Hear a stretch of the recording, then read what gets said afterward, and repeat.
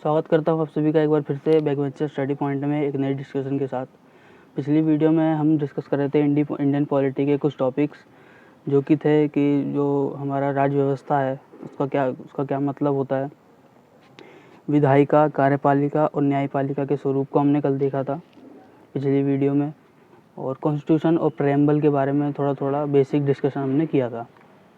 आज की वीडियो हम देखेंगे संविधान की प्रमुख विशेषताएँ कौन कौन सी हैं, और जो संविधान के 22 भाग हैं उनको डिटेल्ड में डिस्कस करेंगे।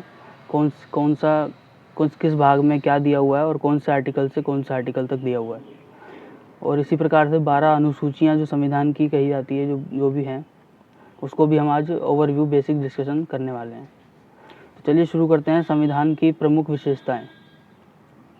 संविधान की एक विशेषता है सबसे बड़ा लिखित संविधान। हमारे भारत के संविधान की हम बात कर रहे हैं, तो सबसे बड़ा लिखित संविधान पूरे वर्ल्ड में भारत का है, जिसमें कि 22 भाग हैं और 395 आर्टिकल। ये जब 1949 में हमारा संविधान बन के तैयार हुआ था, लेकिन आज के टाइम पे इसमें 470 आर्टिकल देखने को मिलते हैं। दूसरी है नम्यता व अनम्यता का मिश्रण, यानी कि mixture of flexibility and inflexibility. Flexibility मतलब वही सिंप्लिसिटी, सरलता, यानी उसको कितना भी अगर बदलना चाहें तो हम बदल सकते हैं, किसी आर्टिकल में बदलाव लाना चाहें। लेकिन जैसे प्रस्तावना में बताया था कि इसमें अगर जोड़ना चाहें तो जोड़ सकते हैं, लेकिन इसमें कुछ भी घटा नहीं सकते हैं। इसी तरीके से ऐसी कुछ और प्रोविजंस हैं हमारे संविधान में, जिसमें हम किसी में चेंजेस कर सकते हैं, किसी में नहीं कर सकते हैं। इसलिए संविधान को बहुत ही कठोर और सरल दोनों का मिश्रण कहा जाता है हमारे भारतीय संविधान को। थर्ड है, हमारे भारतीय संविधान में एकल नागरिकता का प्रावधान है। एकल नागरिकता होती है कि अगर कोई व्यक्ति भारत का नागरिक है तो वो भारत का नागरिक होते हुए किसी दूसरे देश की नागरिकता नहीं ले सकता। अगर वो किसी दूसरे देश की नागरिकता लेता है तो उसकी भारतीय नागरिकता को निरस्त कर दिया जाएगा, यानी कैंसिल कर दिया जाएगा। चौथा है सार्वभौम वयस्क मताधिकार, यानी कि सबको वोट देने का अधिकार। पहले क्या था, वोट देने का अधिकार 21 साल की उम्र तक रखा गया था, यानी कि जो 21 साल का है या इससे ऊपर है उसी को ये अधिकार दिया हुआ था। लेकिन 61वें संविधान संशोधन या 61st कॉन्स्टिट्यूशन अमेंडमेंट एक्ट 1989 के द्वारा इस उम्र को घटाकर 18 साल कर दिया गया। यानी अब से 18 साल या 18 से ऊपर कोई भी व्यक्ति भारत के अंदर राजनीतिक जो चुनाव होते हैं उसमें वोट दे सकता है अपना। नेक्स्ट है एक स्वतंत्र और निष्पक्ष न्यायपालिका। ये भी हमारे भारतीय संविधान की एक विशेषता है कि हमारे पास भारत में एक स्वतंत्र और निष्पक्ष न्यायपालिका है, जिसके कामों में न विधायिका और न कार्यपालिका कोई भी दखल दे सकता है। नेक्स्ट है संविधान की सर्वोच्चता, यानी हमारे भारत देश में क्या है, संविधान को बहुत ज़्यादा महत्व दिया जाता है। चाहे वो किसी पे भी हो, चाहे विधायिका हो, चाहे कार्यपालिका हो या न्यायपालिका हो, वो अपने सारे काम संविधान के अंतर्गत रह के करते हैं। 7th है संसदीय शासन प्रणाली, यानी हमारे भारत में जो पॉलिटिकल सिस्टम है वो कैसा है, पार्लियामेंट्री गवर्निंग सिस्टम है, यानी संसदीय शासन प्रणाली है हमारे देश में। कोई भी कानून या कोई भी शासन जिसके द्वारा किया जाता है वो संसद के द्वारा किया जाता है। 8वां है 3 टियर गवर्निंग सिस्टम, यानी त्रिस्तरीय शासन प्रणाली है, जैसे कि केंद्र में, फिर राज्य में और फिर नीचे जो निचली है, जो पंचायत वगैरह या डिस्ट्रिक्ट जो शासन प्रणाली है ये। इसलिए हमारे जो भारत में है त्रिस्तरीय शासन प्रणाली मौजूद है। 9th है आपातकालीन उपबंध, यानी इमरजेंसी प्रोविंस, जो कि आर्टिकल 352, आर्टिकल 356 और आर्टिकल 360 में दी हुई है। ये कहाँ से लिया गया है, जर्मनी के संविधान से लिया गया है। तो आपातकालीन उपबंध है, जैसे कि अगर देश में कोई भी बड़ी समस्या आती है तो केंद्र जो है वो आपातकाल लगा सकती है, जैसे कि हमारे देश में 1975 में लगा था इंदिरा गांधी के टाइम पे। इमरजेंसी से क्या होता है कि पूरे देश का शासन जो है वो एक गवर्नमेंट के हाथ में या केंद्र में, जैसे पीएम है, अगर उन्होंने आपातकाल लगाया तो पूरा जो नियंत्रण है पूरे देश का वो सारा का सारा पीएम के हाथ में चला जाएगा। जैसे अभी हाल ही में आपातकाल तो नहीं लगा था, लेकिन जो कोविड आया था तो उसमें सारे जो निर्णय थे वो केंद्र सरकार द्वारा लिए जा रहे थे। इसी तरीके का आपातकाल होता है। 10th है सेक्युलर स्टेट यानी पंथ निरपेक्ष राज्य। भारत क्या है? पंथ निरपेक्ष राज्य है, यानी यहाँ पर सभी धर्मों और सभी संस्कृतियों का सम्मान किया जाता है बराबर। 11वां है संसदीय व न्यायिक सर्वोच्चता का समन्वय, यानी संसद और जो न्यायालय है इनकी सर्वोच्चता यहाँ पर हमारे देश में मानी जाती है संविधान द्वारा। अब देखते हैं संविधान के भाग। संविधान के जो बताए थे 22 भाग होते हैं, उसमें 22 भागों में किस भाग में क्या दिया गया है और ये कौन से आर्टिकल से कौन से आर्टिकल तक दिए हुए हैं।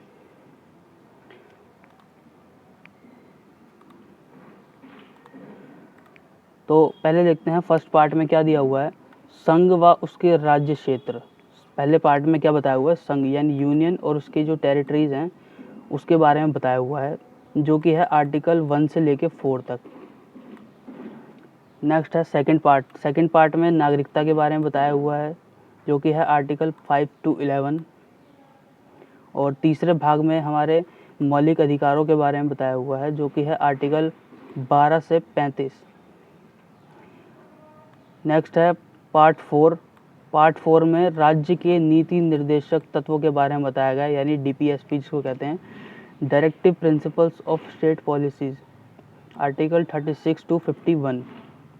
नेक्स्ट है पार्ट 4A, 4 का A पार्ट, मतलब इसी का एक्सपेंशन है ये, और इसमें मूल कर्तव्यों के बारे में बताया गया है।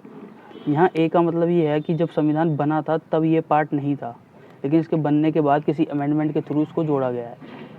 तो इसमें मूल कर्तव्यों के बारे में बताया गया है, जो कि आर्टिकल 51A के तहत है। नेक्स्ट है पार्ट 5, यानी biggest part of the constitution भी इसको कहते हैं, सबसे बड़ा पार्ट इसको कहा जाता है संविधान का। इसमें हमारे जो संघ है, संघ के बारे में बताया गया है, यानी आर्टिकल 52 से लेके 151 तक इसको जगह दी हुई है। नेक्स्ट है, जब बताया था इसको, जब सबसे बड़ा पार्ट इसको कॉन्स्टिट्यूशन का कहा जाता है, तो उसके अंदर बहुत सारे ये अलग अलग चैप्टर्स में डिवाइड है। तो 5th का चैप्टर 1 जो है उसमें दिया गया है संघीय कार्यपालिका के बारे में, आर्टिकल 52 से 78 तक। 5th का चैप्टर 2 है, उसमें दिया हुआ संघीय विधायिका के बारे में, आर्टिकल 79 से 122 तक। और 5th का चैप्टर जो 3 है उसके अंदर दिया हुआ है राष्ट्रपति के अध्यादेश जारी करने की शक्ति। अध्यादेश होता है जैसे राष्ट्रपति को लगता है कि कोई कानून है जो इम्पोर्टेंट है, और जो लोकसभा राज्यसभा इन सब में से कहीं ना कहीं पर बिल अटका हुआ है और वो चाहता है कि ये ज़रूरी है, नागरिकों के लिए बहुत ज़्यादा इम्पोर्टेंट है, तो राष्ट्रपति क्या करता है, एक अध्यादेश जारी करता है और वो उसको डायरेक्ट कानून बना दिया जाता है बिना किसी बहस के द्वारा, बिना किसी सदन में वो बिल को पास कराए, राष्ट्रपति डायरेक्ट उसको कानून में तब्दील कर देता है। तो ये राष्ट्रपति की ये पावर होती है, जो कि आर्टिकल 123 में दी हुई है। नेक्स्ट है पार्ट 4 का चैप्टर 4, पार्ट 5 का चैप्टर 4, जो कि उसमें दिया हुआ संघीय न्यायपालिका के बारे में, आर्टिकल 124 से 147 तक। पार्ट 5 के चैप्टर 5 में दिया हुआ है भारत का नियंत्रक व महालेखा परीक्षक, यानी CAG, comptroller editor general of India, इसके बारे में दिया हुआ है आर्टिकल 148 से 151 तक। अब देखते हैं संविधान का पार्ट 6, इसको second biggest part of constitution भी कहते हैं। इसमें स्टेट के बारे में बताया हुआ है, जो कि आर्टिकल 152 से 237 तक है। पार्ट 6 का जो चैप्टर 1 है उसमें जनरल्स के बारे में बताया हुआ है 152, आर्टिकल 152 में। पार्ट 6 का जो चैप्टर 2 है उसमें राज्य की कार्यपालिका के बारे में वर्णन किया हुआ है 153 से 167 तक। पार्ट 6 का जो चैप्टर 3 है उसमें स्टेट लेजिस्लेचर यानी राज्य की विधायिका के बारे में वर्णन किया है, आर्टिकल 168 से 212 तक। और पार्ट 6 का चैप्टर 4 जो है उसमें राज्यपाल की विधायी शक्ति के बारे में बताया हुआ है, आर्टिकल 213 में। और पार्ट 6 का जो चैप्टर 5 है उसके अंदर राज्य की न्यायपालिका के बारे में, जो हाई कोर्ट्स होते हैं उसके बारे में बताया है 214 से लेके 232 तक। और पार्ट 6 का जो चैप्टर 6 है उसमें अधीनस्थ न्यायालय सबऑर्डिनेट कोर्ट के बारे में बताया हुआ है, जो 233 से 237 आर्टिकल तक हैंगे। नेक्स्ट है पार्ट 7, इसको रिपील्ड, निरस्त या हटा देना, इसको टेम्पररी अस्थायी रूप से हटा दिया गया है। क्या था 7th में क्या दिया हुआ था, प्रथम अनुसूची के भाग ख के राज्य यानी state of import B of first schedule, ये आर्टिकल 238 था, इसको फिलहाल के लिए निरस्त कर दिया गया है। पार्ट 8 है, उसमें संघ राज्य क्षेत्र के बारे में, यूनियन टेरिटरीज के बारे में बताया हुआ है, आर्टिकल 239 से लेके 242 तक। पार्ट 9 में पंचायतों के बारे में बताया हुआ है, आर्टिकल 243 से 243 ओ तक। नेक्स्ट है 9A, भाग 9A, ये कब जोड़ा गया था, 74वें संविधान संशोधन के तहत जोड़ा गया था। इसमें नगर पालिकाओं के बारे में वर्णन किया हुआ है, आर्टिकल 243P से लेके 243 2G तक। आर्टिकल पार्ट 9B में सहकारी समितियां, कोऑपरेटिव सोसाइटीज़ के बारे में बताया हुआ है, आर्टिकल 243 2H से लेके आर्टिकल 243 2T तक। भाग 10 में बताया हुआ है अनुसूचित जाति व जनजातीय क्षेत्र, आर्टिकल 244 से 244A तक। पार्ट 11 में है संघ व राज्य के मध्य संबंध, आर्टिकल 245 से लेकर 263 तक ये बताया हुआ है। भाग 11 का चैप्टर 1, इसमें बताया है विधायी संबंध राज्य और केंद्र के बीच में, इसमें है 245 से लेकर 255 आर्टिकल तक। पार्ट 11 का ही चैप्टर 2 है, इसमें प्रशासनिक संबंधों के बारे में बताया हुआ है, 256 से लेकर 263 आर्टिकल तक। पार्ट 12 है, जिसमें वित्त, संपत्ति, संविदा और वाद, इन सब के बारे में वर्णन है, जो कि है 264 से लेकर 300A। नेक्स्ट है 12 का चैप्टर 1, जिसमें फाइनेंस के बारे में बताया हुआ है, 264 से 291। 12 का चैप्टर 2 है, उसमें उधार के बारे में बताया हुआ है, आर्टिकल 292 से 293 तक। चैप्टर 12 का भाग 12 का चैप्टर 3 जो भाग 3 है, उसमें प्रॉपर्टी, कॉन्ट्रैक्ट और सूट्स यानी वाद विवाद जो है उनके बारे में वर्णन है, 294 से लेकर 300 तक। नेक्स्ट है पार्ट 12 का चैप्टर 4, जो कि है संपत्ति का अधिकार, जो कि आर्टिकल 300A में दिया हुआ है। फिर है पार्ट 13, भारत के भीतर व्यापार, वाणिज्य और समागम यानी ट्रेड, कॉमर्स और intercourse with in the territory of India, इसके बारे में बताया हुआ है, 301 से लेकर 307 तक। भाग 14 में बताया हुआ है संघ व राज्य के अधीन सेवाएं, आर्टिकल 308 से 323 तक। पार्ट 14 के चैप्टर 1 में सेवाएं, सर्विसेज के बारे में बताया हुआ है, 308 से लेकर 314 तक। पार्ट 14 के चैप्टर 2 में लोक सेवा आयोग, 315 से 323 आर्टिकल के बीच में। पार्ट 15 है, जिसमें इलेक्शन या निर्वाचन के बारे में वर्णन है, आर्टिकल 324 से 329। पार्ट 16 है, जिसमें कुछ वर्गों हेतु विशेष प्रावधान जो दिए हुए हैं, 330 से 342 तक। पार्ट 17, जिसमें राजभाषा के बारे में वर्णन है, ऑफिशियल लैंग्वेज, 343 से 351 तक। पार्ट 17 का चैप्टर 1, संघ की भाषाएं क्या होगी, 343 से 44।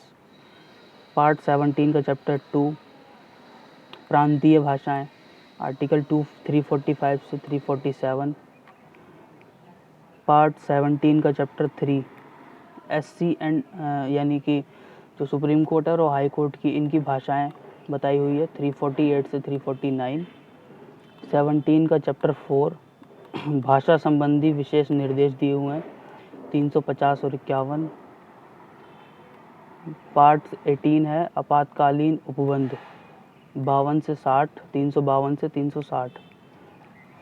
और पार्ट 19 में दिया हुआ है प्रकीर्णन यानी मिसक्लिनस, आर्टिकल 361 से लेकर 367 तक। और पार्ट 20 में दिया हुआ है संविधान संशोधनों के बारे में, कि संशोधन कैसे और कब होगा, कैसे होगा, करेगा तो कौन, कहाँ होगा, कैसे होगा, वो 368 आर्टिकल में दिया हुआ है। और पार्ट आ जाता है 21, जो कि दिया हुआ है अस्थायी संक्रमणकालीन व विदेश उपबंध and temporary transitional special provision जो दिए हुए हैं वो है 369 से 392 तक। और लास्ट पड़ता है आर्टिकल पार्ट 22, जिसमें दिया हुआ संविधान का संक्षिप्त नाम, प्रारंभ, हिंदी में प्राधिकृत पाठ और निरसन। ये सारे आर्टिकल 393 से 395 तक दिए हुए हैं। ये थे हमारे संविधान के 22 भाग।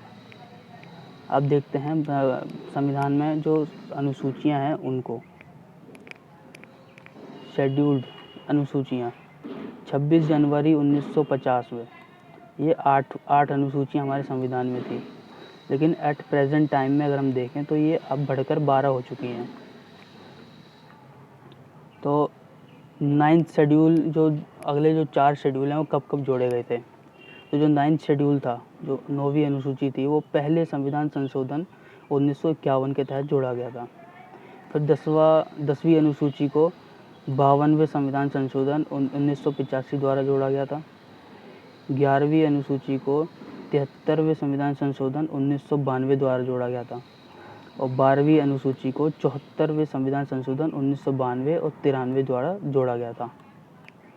ये 4 अनुसूचियों को संविधान में बाद में जोड़ा गया था। तो देखते हैं पहली अनुसूची में क्या है। संघ व राज्य क्षेत्रों का प्रशासन, यानी जो 28 स्टेट्स हैं और जो हमारी 8 टेरिटरी हैं, इनका प्रशासन कैसे काम करेगा, कैसे कौन क्या करेगा, ये सब कब दिया हुआ पहली अनुसूची में। और दूसरी अनुसूची में बात करें तो salary allowances of union ministers, यानी संघ के जो पदाधिकारी हैं उनके वेतन और भत्तों के बारे में बताया हुआ है। संघ के पदाधिकारी जैसे प्रेसिडेंट, गवर्नर्स, एडमिनिस्ट्रेटर्स, पार्लियामेंट्स के जो लोकसभा या राज्यसभा के जो भी जैसे स्पीकर हो गए, डिप्टी स्पीकर, ये जो डिप्टी स्पीकर हो गए, चेयरमैन हो गए इनके लोकसभा के, इन सब के लिए इन सब की जो सैलरी है, जो इनके अलाउंसेज हैं, सुप्रीम कोर्ट हाई कोर्ट के जजेस हो गए, कैग हो गए, comptroller auditor general of India, इनकी जो वेतन है और जो भत्ते हैं उनके बारे में वर्णन किया गया है।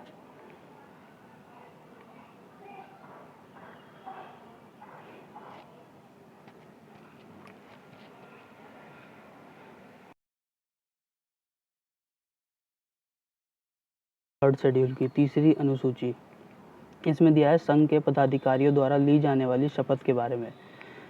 लेकिन इसमें अपवाद है। अपवाद यानी इसमें किसके बारे में नहीं लिखा गया है? राष्ट्रपति, यानी इसकी शपथ का वर्णन इसमें नहीं किया गया है।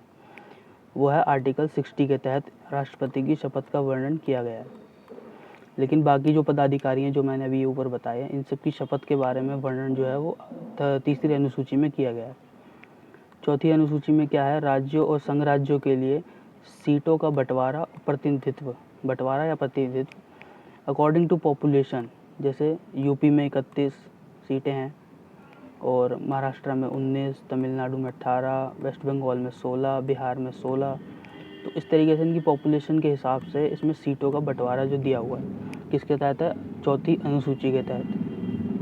5वीं अनुसूची में दिया हुआ है सुप्रीम कोर्ट एससी व एसटी के क्षेत्रों का प्रशासन। जितने भी administrators of SC and ST areas, यानी 24 स्टेट्स प्लस 8 टेरिटरीज़ का, जो जितने भी एससी एसटी जो समुदाय हैं उनके जो एरियाज़ हैं उनके प्रशासन के बारे में इसमें 5वीं अनुसूची में वर्णन किया गया है। 24 राज्यों में और 8 टेरिटरीज़ में जितने भी एससी एसटी एरियाज़ हैं। अब 24 राज्य 8 टेरिटरीज़ हैं जो किया हुआ है, तो बाकी 4 कौन कौन से हैं? ये रहे, जिसमें अपवाद है, यानी इनका वर्णन इसके अंदर नहीं है। ATMM Assam, Tripura, Meghalaya, Mizoram, not mentioned in 5th schedule, इनको 5th शेड्यूल में मेंशन नहीं किया गया। तो किस में किया है? इनको 6th शेड्यूल में मेंशन किया गया है। ATMM के अनुसूचित जनजाति के क्षेत्रों का प्रशासन, वो 6ठी अनुसूची में इनको रखा गया है। 7वीं अनुसूची में है संघ व राज्य के मध्य शक्तियों का विभाजन। कैसी? जैसे संघ सूची अलग होती है, इस पर संघ कानून बना सकता है, जैसे कि post office, internal security, union law, railway, communication etcetera. इस तरीके के जो कानून होते हैं वो संघ के हाथ में होते हैं। 1950 तक इसमें 97 सब्जेक्ट थे, लेकिन प्रेजेंट में अगर देखें मूल रूप से इसमें 97 ही हैं, लेकिन गणितीय रूप में अगर हम देखें तो इसमें 100 सब्जेक्ट्स हैं, क्योंकि 92 का ए, बी और सी पार्ट इसमें जोड़ा गया बाद में, तो ये 97 से 100 हो गए, जो कि अब संघ सूची में कितने विषय हैं? 100, जिस पे केंद्र जो है वो कानून बना सकता है। नेक्स्ट है राज्य सूची। इसमें क्या होगा? स्टेट गवर्नमेंट कानून बनाएगी। इसमें 1950 में कितने थे? 66 सब्जेक्ट थे, लेकिन 5 सब्जेक्ट जो थे उसमें से एलिमिनेट कर दिए गए और उनको कंकरेंट लिस्ट में ऐड कर दिया गया। कंकरेंट लिस्ट वो होती है जिसमें स्टेट और केंद्र दोनों ही कानून बना सकते हैं। तो इस टाइम पर राज्य सूची में कितने सब्जेक्ट हैं? 61। जैसे कि स्टेट किस विषय पर कानून बना सकता है? Agriculture, toll plaza, panchayat, municipalities, local tax, house tax, railway police, state police etcetera. इस तरीके कानून, इन तरीके के विषयों पर कानून स्टेट बना सकता है। तो ऐसे सब्जेक्ट हैं कितने? 61। अब कंकरेंट लिस्ट, समवर्ती सूची, इस पे क्या होता है? समान अधिकार, समवर्ती मतलब समान अधिकार, जिस पे स्टेट और यूनियन दोनों कानून बना सकते हैं। 1950 में इस पे 47 सब्जेक्ट थे, लेकिन अब इसमें 52 सब्जेक्ट रखे गए हैं विषय, जैसे कि education, forest, reverse, population control policy, health, marriage, divorce, dowry, दहेज जिसको कहते हैं। तो ये सब्जेक्ट्स ऐसे हैं जिस पर स्टेट और यूनियन दोनों कानून बना सकते हैं, यानी कि स्टेट और यूनियन दोनों के दोनों कानून बना सकते हैं। नेक्स्ट है 8th शेड्यूल, 8वीं अनुसूची। 8वीं अनुसूची में क्या है? भाषा ऑफ यूनियन, संघ की भाषाएं। जैसे 1950 में और प्रेजेंट में अगर हम देखें, 1950 में 14 भाषाएं इसमें जोड़ी गई थी, और आज के टाइम पे इसमें 22 भाषाएं देखने को मिलती है, लेकिन इन 22 भाषाओं में इंग्लिश को अभी भी कोई स्थान नहीं दिया गया है। नोट तो हमारे जो ये 14 से 22 हुई हैं भाषाएं, ये कैसे कैसे कब कब जोड़ी गई? तो जो 15वीं भाषा थी वो थी सिंधी, पंजाब में बोली जाती है, और ये 21st कॉन्स्टिट्यूशन अमेंडमेंट 1967 के तहत जोड़ी गई थी। कौन सी? सिंधी। और 16वीं, 17वीं, 18वीं ये 3 भाषा है जो कि 71वें संविधान संशोधन द्वारा 1992 में जोड़ी गई थी। न, म, क यानी नेपाली, मणिपुरी और कोंकणी। नेपाली कहाँ बोली जाती है? सिक्किम में, मणिपुरी मणिपुर में, और कोंकणी गोवा में। तो ये भाषाएं जो थी ये जोड़ी गई थी। और नेक्स्ट है 19, 20, 21, 22 ये 4 भाषाएं जो थी वो 92वें संविधान संशोधन 2003 के तहत जोड़ी गई थी, जो थी BDMS यानी बोडो, डोंगरी, मैथाली और संथाली। ये कहाँ का बोली जाती है? बोडो नागालैंड में, डोंगरी जम्मू कश्मीर में, मैथाली यूपी और बिहार में, संथाली झारखंड में। और भारत की अगर नेशनल लैंग्वेज की अगर हम बात करें तो इसकी कोई भी नेशनल लैंग्वेज नहीं है, और भारत की ऑफिशियल लैंग्वेज जो है वो हिंदी है। भारत की जो राजभाषा है वो हिंदी है, लेकिन इसकी जो राष्ट्रीय भाषा है वो कोई नहीं है। हम बात करेंगे 9th शेड्यूल 9वीं अनुसूची की, जिसमें दिया हुआ है acquisition of property bye states यानी राज्य द्वारा संपत्ति का अधिग्रहण। नेक्स्ट है 10th शेड्यूल, जिसमें दल बदल संबंधी कानून के बारे में बताया गया है। अगला है 11वीं अनुसूची, जिसमें पंचायती राज के प्रशासन के बारे में विस्तार से बताया गया है, जिसमें कि 29 सब्जेक्ट्स हैं जिस पर टैक्स वगैरह उसको पंचायती राज को मिलते हैं, और इन पर निर्णय लेने की इसको छूट मिलती है। नेक्स्ट है 12वीं अनुसूची, इसमें नगर पालिका का प्रशासन के बारे में बताया गया है, जिसमें 18 सब्जेक्ट ऐसे हैं जिस पर निर्णय लेने की छूट इसको मिलती है। तो ये था हमारा आज का डिस्कशन।